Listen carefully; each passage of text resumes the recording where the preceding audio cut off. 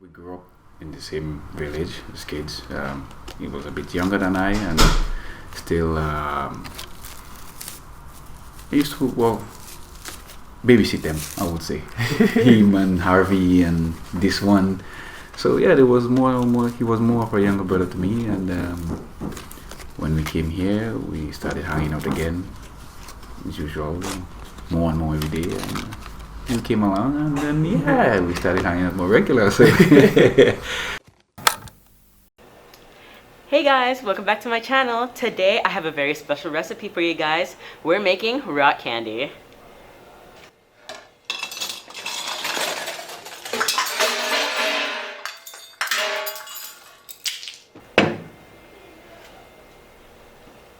You'll need a cup of emotional distress, 1 tablespoon of ancestral rage, half a cup of teenage anxiety,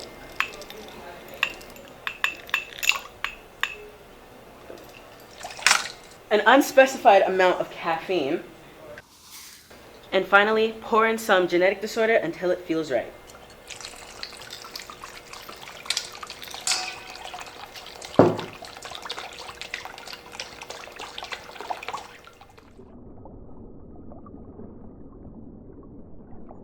About a year or two ago, if you'd asked, I would probably tell you I'd rather live with my mom than my dad.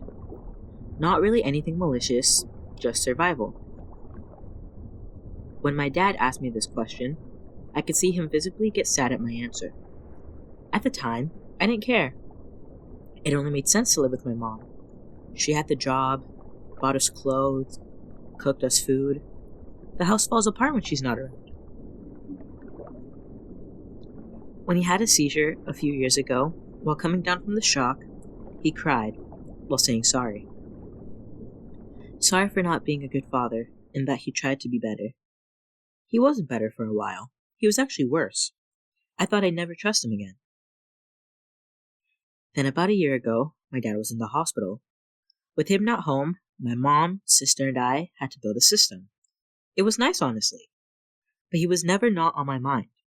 In fact, he was on my mind so much I almost failed a class. I sometimes feel like I'm made out of glass. Just a bottle full of water. I keep things inside a lot.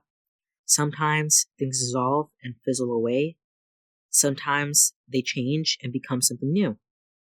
And sometimes they fester and grow like rock candy. It just grows bigger and bigger.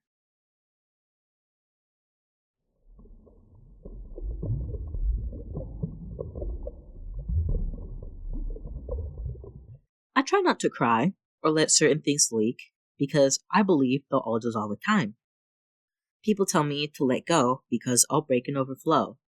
They're right, but I can't open my own lid. It's something I glued shut such a long time ago. I thought my rock candy would grow until it broke me. 6 months passed, and then one day I'm told, Daddy's coming home. I was kinda sad. I didn't want him to ruin the system we spent 6 months making.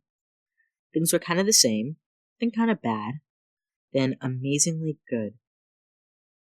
Daddy still wasn't working, but he was trying his hand at cooking. He'd clean. 5 days was all it took for sugar and water to make rock candy again. No one saw it coming. No one was prepared for it to happen. No one believed it was really true. Everyone blamed themselves in some way, even though we knew we shouldn't. If I'd woken up earlier, if I'd pressed down a little harder, the paramedics were faster. Maybe things wouldn't be so quiet right now.